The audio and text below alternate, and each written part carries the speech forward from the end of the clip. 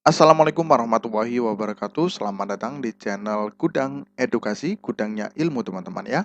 Nah, kita akan membahas tentang lagi-lagi teman-teman ya untuk soal MOOC P3K di tahun 2023 ini. Nah, untuk teman-teman yang sudah lolos ya di tahun 2022 pasti nantinya akan ada soal MOOC P3K ya, karena itu sudah dicanangkan oleh pemerintah harus ujian tentang MOOC P3K. Dan tidak berlama-lama, langsung saja kita ke TKP. Nah, tapi sebelum kita ke TKP, bagi teman-teman yang baru bergabung dan baru melihat channel ini, silakan subscribe dan bunyikan tombol loncengnya agar tidak ketinggalan soal-soal yang terbaru khususnya tentang MOOC P3K dan lain sebagainya. Oke, langsung saja kita ke TKP teman-teman ya.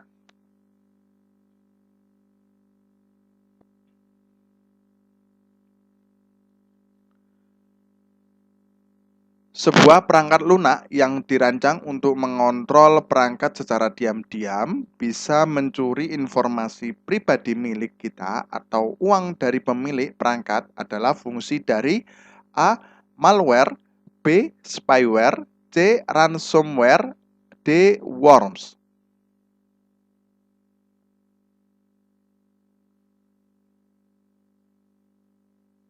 Oke, nah ini jawabannya adalah B teman-teman ya. Nah kita langsung ke pembahasan teman-teman ya. Nah ini kita memang soal-soalnya ini yang kita ambil ya dari teman-teman yang sudah lolos ujian teman-teman ya. Jadi ini real teman-teman ya, nanti bisa menyutur di sini. Nah, jadi kita langsung ke pembahasan. Nah, ini spyware adalah salah satu jenis malware yang dapat menginstal dirinya sendiri pada perangkat dan memonitor seluruh kegiatan sistem secara diam-diam tanpa sepengetahuan pengguna. Selain memonitor, spyware juga dapat mengumpulkan dan mencuri data pribadi pengguna yang terdapat pada perangkat yang diinfeksi, teman-teman ya. Nah, jadi spyware ini adalah ya, jadi salah satu jenis malware yang dapat menginstal dirinya sendiri ya teman-teman ya. Nah ini sumbernya langsung dari modul Smart ASN. Nah kalau dari malware ya, malware sendiri adalah perangkat lunak yang diciptakan untuk menyusup atau merusak sistem komputer atau jaringan teman-teman ya. Jadi tidak teman-teman ya. Nah ini dari pengertiannya saja sudah tidak sesuai teman-teman ya. Kemudian ransomware ya, biar tahu teman-teman semuanya, sebuah nama dari kelas malware ya, yang terdiri dari dua kata ransom atau tebusan dan malware yang bertujuan untuk menuntut pembayaran data atau informasi pribadi yang telah dicuri. Nah, biasanya kalau datanya sudah dicuri oleh hacker, nah itu nanti biasanya minta tebusan teman-teman ya dengan sejumlah uang. Nah, itu dinamakan dengan ransomware teman-teman ya. Kemudian D untuk worms teman-teman ya. Worms ini adalah salah satu jenis malware yang menyalin dirinya untuk menyusupi komputer lainnya teman-teman ya. Jadi yang jelas untuk pengertian tersebut adalah spyware teman-teman ya. Oke, kita langsung ke soal berikutnya. Nah, teman-teman, kalau butuh soft copy ya, atau untuk soal-soal bisa langsung menghubungi nomor admin yang di bawah ini teman-teman ya. Jadi di link deskripsi itu ada semuanya. Nah, di situ nanti tinggal WA saja, nanti kita akan respon secepatnya teman-teman ya. Oke, lanjut ke soalnya teman-teman ya. Berikut adalah hak-hak digital yang harus kita pahami, kecuali hak untuk mengakses, B.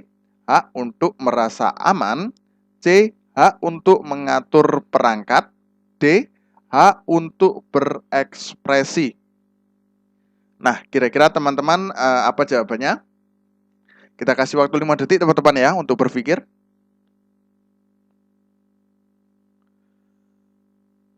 Oke, jawabannya adalah C teman-teman ya. Nah, ini pembahasannya ya langsung dari modul Smart ASN. Hak digital adalah hak asasi manusia yang menjamin tiap warga negara untuk mengakses, menggunakan, membuat, dan menyebarluaskan media digital. Nah, hak digital terdiri dari hak untuk mengakses, hak untuk berekspresi, dan hak untuk merasa aman.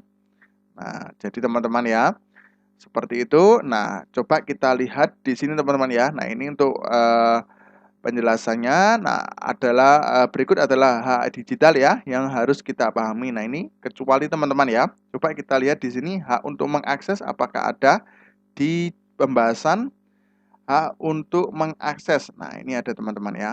Nah, ini ya, hak untuk mengakses. Kemudian hak untuk merasa aman. Coba kita lihat hak untuk merasa aman. Nah, ini juga ada teman-teman ya. Nah, ini ya.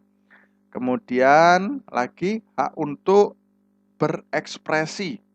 Nah, coba kita lihat. Nah, ini juga ada teman-teman ya. Jadi sudah kelihatan. Di sini adalah jawabannya C karena kecuali teman-teman ya. Hak untuk mengatur perangkat ini tidak ada dalam hak-hak digital di modul Smart ASN teman-teman ya. Jadi bisa dilihat sendiri ini real teman-teman ya. Jadi ini memang kita bahas ya. Jadi biar teman-teman tahu tidak hanya mengerti jawabannya saja, tapi mengerti tentang pengertiannya dan semuanya biar paham. Nah, jadi mengerjakan itu juga, oh ini seperti ini, seperti ini, seperti itu teman-teman ya. Oke, lanjut ke soal berikutnya. Prinsip pelayanan publik yang baik adalah A. Partisipatif, responsif, diskriminatif, berpihak. B. Responsif, efektif, dan efisien. Akuntabel, transparan. C. Responsif, efektif, akuntabel, transparan. D. Partisipatif, transparan, represif, akuntabel. Nah, silakan jawab teman-teman ya. Bagi teman-teman yang sudah belajar, silakan dijawab. Kita kasih waktu 5 detik.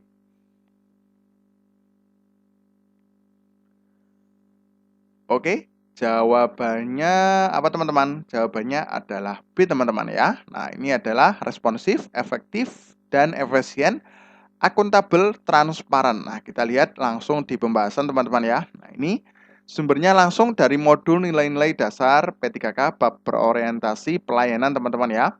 Nah, ini ada partisipatif teman-teman ya. Nah, jadi ada prinsip pelayanan publik yang baik adalah yang pertama di sini partisipatif ya. Pemerintah perlu melibatkan masyarakat dalam merencanakan, melaksanakan, dan mengevaluasi hasilnya.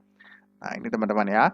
Kemudian transparan. Nah, kemudian responsif, tidak diskriminatif, mudah dan murah. Kemudian efektif dan efisien, aksesibel, akuntabel, berkeadilan. Nah, kalau kita lihat di pertanyaannya teman-teman ya. Nah, ini untuk partisipatif, responsif apakah ada ya? Nah, ini kita coba dikaji di poin A dulu teman-teman ya. Nah, ini partisipatif, responsif ada teman-teman ya. Partisipatif, responsif juga ada.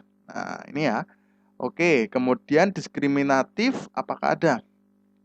Nah, ini jelas salah teman-teman ya. Nah, ini yang benar adalah tidak diskriminatif, ini malah diskriminatif. Jadi jelas salah teman-teman ya. Kemudian untuk C ya. C ini responsif, efektif. Nah, efektif, responsif ada teman-teman ya tadi ya. Nah, ini ada ya. Kemudian kita cari di efektif, akuntabel, transparan. Oke, kita langsung dua aja. Efektif dan akuntabel. Efektif ada. Nah, ini. Tapi tidak gabung dengan efisien, akuntabel juga ada. Tapi kalau tidak lengkap, ini tidak boleh teman-teman ya. Nah, jadi harus sesuai dengan kaidah dari bab berorientasi pelayanan teman-teman ya. Nah, coba kita lihat di sini responsif. Efektif ya. Akuntabel juga ada teman-teman ya. Jadi ini tidak teman-teman ya. Kemudian D. Oke, kita untuk D ya, partisipatif, transparan, represif, akuntabel. Nah, kalau coba kita lihat langsung dua ya, partisipatif, transparan. Kalau partisipatif ada, transparan juga ada. Nah, oke, kita lihat represif dan akuntabel. Represif. Nah, tidak ada teman-teman ya, represif. Kalau akuntabel ada ini. Nah, ini. Kalau represif tidak ada.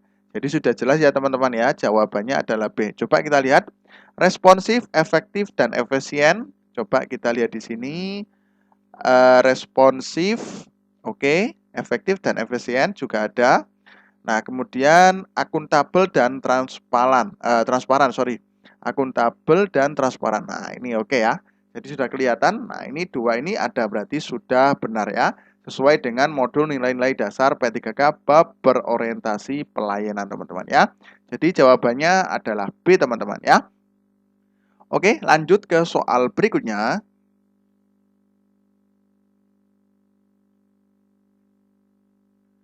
Pelayanan publik harus dapat dipertanggungjawabkan secara terbuka kepada masyarakat luas. Merupakan prinsip pelayanan publik secara A. Berkeadilan, B. Responsif, C. Akuntabel, dan aksesibel untuk poin D. Oke, bagi yang sudah belajar, ayo bisa dijawab di kolom komentar teman-teman ya. Nah ya, oke, kita kasih waktu 5 detik.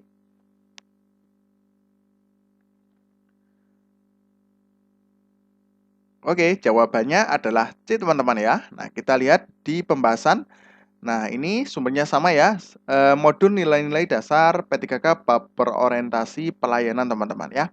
Nah, ini penyelenggaraan pelayanan publik dilakukan dengan menggunakan fasilitas dan sumber daya manusia yang dibiayai oleh warga negara melalui pajak yang mereka bayar. Oleh karena itu, semua bentuk penyelenggaraan pelayanan publik harus dapat dipertanggungjawabkan secara terbuka kepada masyarakat. Pertanggungjawaban di sini tidak hanya secara formal kepada atasan atau pejabat atau unit organisasi yang lebih tinggi secara vertikal. Akan tetapi yang lebih penting harus dipertanggungjawabkan secara terbuka kepada masyarakat luas melalui media publik baik cetak maupun elektronik. Nah, mekanisme pertanggungjawaban yang demikian sering disebut dengan sebagai social accountability. Nah, jadi jawabannya adalah akuntabel, teman-teman ya. Nah, ini pelayanan publik yang harus dapat dipertanggungjawabkan secara terbuka kepada masyarakat luas. Nah, apakah ada kata-kata di situ? Nah, ini ya teman-teman ya. Dapat dipertanggungjawabkan. Nah, ini secara terbuka kepada masyarakat luas melalui media publik baik secara cetak maupun elektronik. Nah, ini versi lengkapnya teman-teman ya. Nah, ini sudah kelihatan di sini. Nah, ini jadi jawabannya adalah akuntabel. Nah, ini sosial akuntabel teman-teman ya. Oke, jawabannya adalah C. Oke, lanjut ke soal berikutnya. Teman-teman banyak membaca saja, nanti banyak istilahnya mengerti tentang pertanyaannya teman-teman ya. Nah, nanti kalau butuh soal atau softfile di sini bisa menghubungi admin yang di bawah ini teman-teman ya. Oke, lanjut ke soal berikutnya. Dalam penyelenggaraan publik, pemerintah sebagai penyelenggara pelayanan publik harus menyediakan akses bagi warga negara untuk mengetahui segala hal yang terkait dengan pelayanan publik yang diselenggarakan tersebut. Merupakan prinsip pelayanan publik secara A. Transparan, B. Responsif, C. Aksesibel, D. Efektif dan efisien.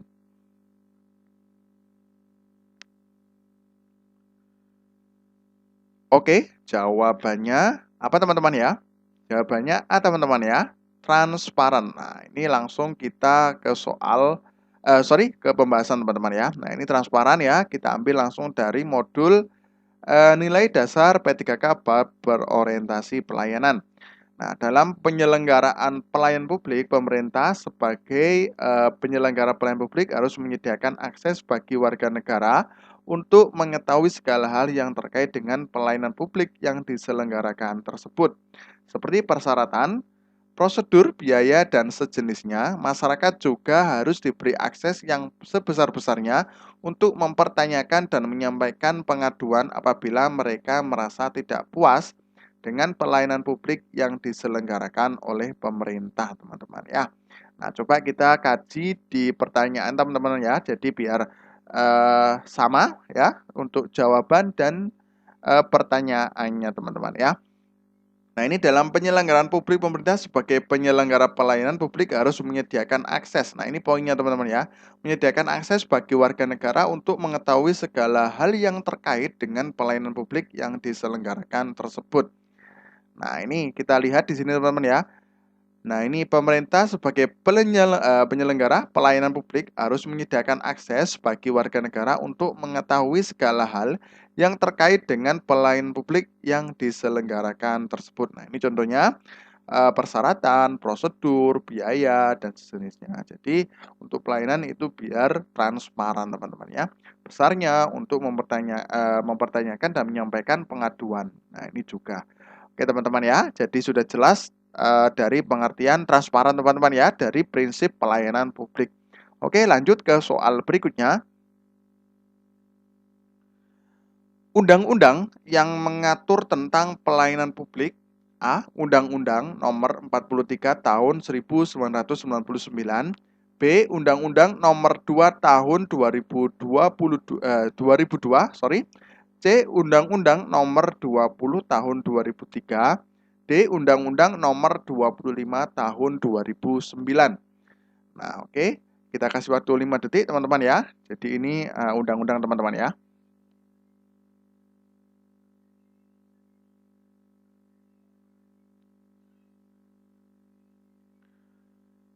Oke, jawabannya adalah D, teman-teman ya. Undang-Undang Nomor 25 Tahun 2009. Nah, kita langsung ke pembahasan teman-teman ya. Nah, ini sumbernya sama ya. Nilai-nilai dasar P3K bab berorientasi pelayanan.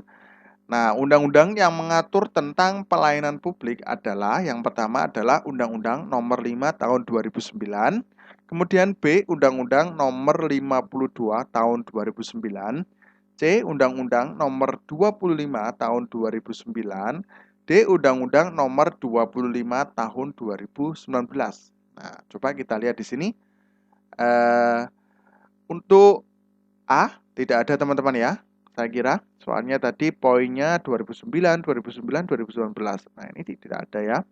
Kemudian B, Undang-Undang tahun 2022 juga tidak ada. 2002 ya, tidak ada.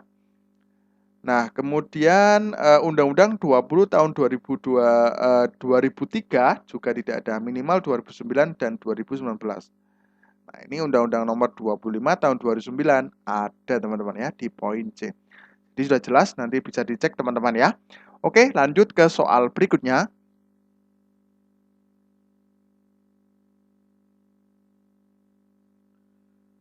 Yang tidak termasuk panduan perilaku loyal dalam core values ASN adalah A. Memegang teguh ideologi Pancasila Undang-Undang Dasar Negara Republik Indonesia tahun 1945, setia kepada NKRI serta pemerintahan yang sah. B. Melindungi segenap tumpah darah Indonesia dengan integritas dan semangat juang yang tinggi. C. Menjaga nama baik sesama ASN, pimpinan instansi dan negara. D. Menjaga rahasia jabatan dan negara. Oke, kita kasih waktu 5 detik teman-teman ya untuk berpikir.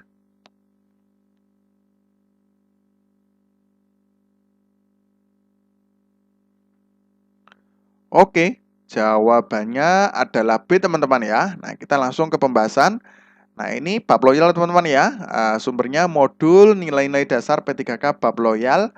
Yang pertama adalah memegang teguh ideologi Pancasila Undang-Undang Dasar Negara Republik Indonesia tahun 1945. Setia pada NKRI serta pemerintahan yang sah. Kemudian menjaga nama baik sesama ASN, pimpinan instansi dan negara. Kemudian poin C, menjaga rahasia jabatan dan negara. Oke, kita langsung ke pertanyaan ya, kita ulas bersama-sama. Yang tidak termasuk panduan perilaku loyal dalam core values ASN. Coba kita lihat untuk poin A. Memegang teguh ideologi Pancasila Undang-Undang Dasar Negara Republik Indonesia tahun 1945, setia kepada NKRI serta pemerintahan yang sah. Coba kita cek. Ada teman-teman ya. Nah, ini untuk poin A ya, kita analogikan poin A aja. Memegang teguh ideologi Pancasila Undang-Undang Dasar Negara Republik Indonesia, setia pada NKRI serta pemerintahan yang sah. Jadi ada. Nah, jadi ya. Kemudian untuk B, melindungi segenap tumpah darah Indonesia dengan integritas dan semangat juang yang tinggi. Coba kita lihat. Nah, tidak ada teman-teman ya. Nah, melindungi, kata-kata melindungi juga tidak ada. Nah, itu aja ya. Lebih simpel. Kemudian C, menjaga nama baik sesama ASN, pemerintah, pimpinan, instansi, dan negara. Nah, ini menjaga nama baik sama ASN, pimpinan, instansi, dan negara. Berarti ada teman-teman ya untuk poin C. Kemudian D, menjaga rahasia jabatan dan negara. Nah, ini juga ada teman-teman ya. Menjaga rahasia jabatan dan negara juga ada. Berarti sudah benar, poinnya adalah B teman-teman ya. Jadi soalnya di sini tidak termasuk atau kecuali teman-teman ya. Oke, lanjut ke soal berikutnya.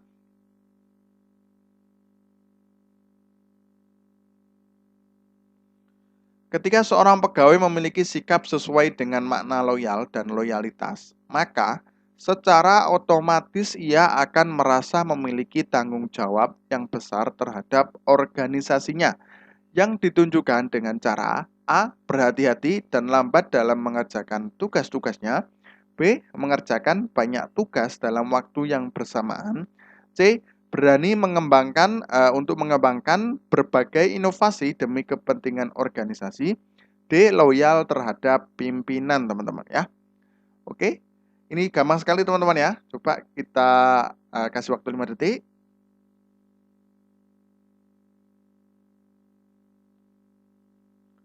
Oke, jawabannya adalah C teman-teman ya. Nah, ini gampang banget ya. Berani untuk mengembangkan berbagai inovasi demi kepentingan organisasi. Nah, kalau kita lihat di pembahasan, karena dari pengertian loyal itu sendiri adalah berdedikasi dan mengutamakan bangsa dan negara. Sehingga ketika Anda sedang di sebuah organisasi harus mengembangkan dan berinovasi terhadap organisasi tersebut. Tidak bermalas-malasan dan lamban bekerja. Ini sumbernya sama ya, modul nilai dasar-dasar P3K bab loyal teman-teman ya. Nah, ini kalau berhati-hati dan lambat untuk mengerjakan tugas-tugasnya, ini juga tidak termasuk dari pengertian loyal ya. Jadi dia malah melambat-lambatkan mengerjakan tugasnya, tidak loyal terhadap organisasinya. Kemudian mengerjakan banyak tugas dalam waktu yang bersamaan. Nah, ini juga bisa, tapi ini tidak mencerminkan sikap loyal karena ini malah nanti banyak tugas yang menumpuk dan tidak selesai teman-teman ya. Jadi satu persatu bisa. Kemudian loyal terhadap pimpinan ini boleh juga, tapi ini loyal terhadap pimpinan. Nah, kalau pimpinannya salah, nah, apakah kita harus loyal terhadap pimpinan? Nah, juga tidak boleh teman-teman ya. Jadi poin C adalah yang benar. Oke, langsung ke soal berikutnya.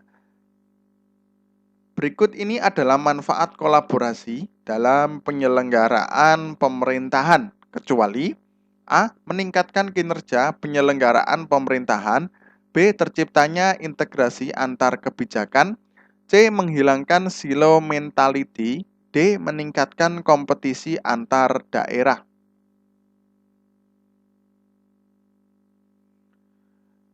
Oke, jawabannya adalah D teman-teman ya, meningkatkan kompetisi antar daerah.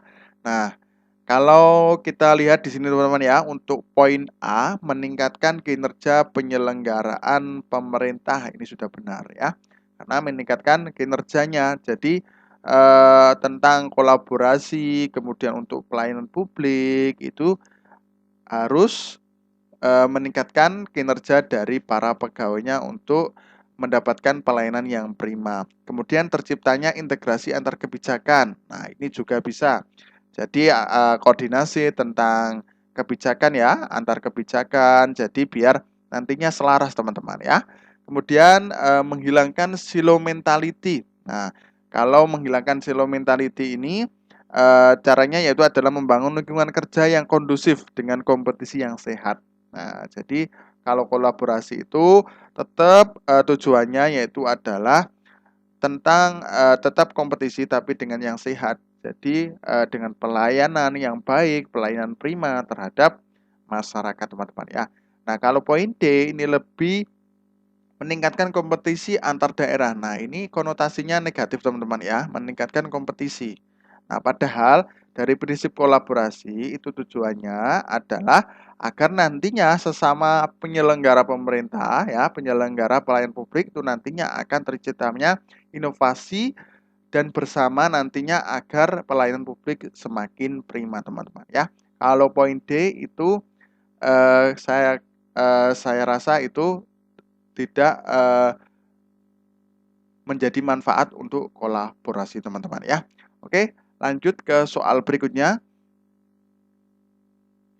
Tindakan yang kurang tepat dalam perilaku ASN yang beretika adalah A. Melaksanakan tugasnya dengan cermat. B. Melayani dengan sikap hormat, sopan, dan tanpa tekanan. C. Loyalitas hanya sebatas menyenangkan pimpinan atau berusaha memenuhi kebutuhan pribadi pimpinannya. D. Melaksanakan tugas sesuai dengan perintah atasan sejauh tidak bertentangan dengan ketentuan peraturan perundang-undangan. Oke, kita kasih waktu 5 detik untuk teman-teman berpikir.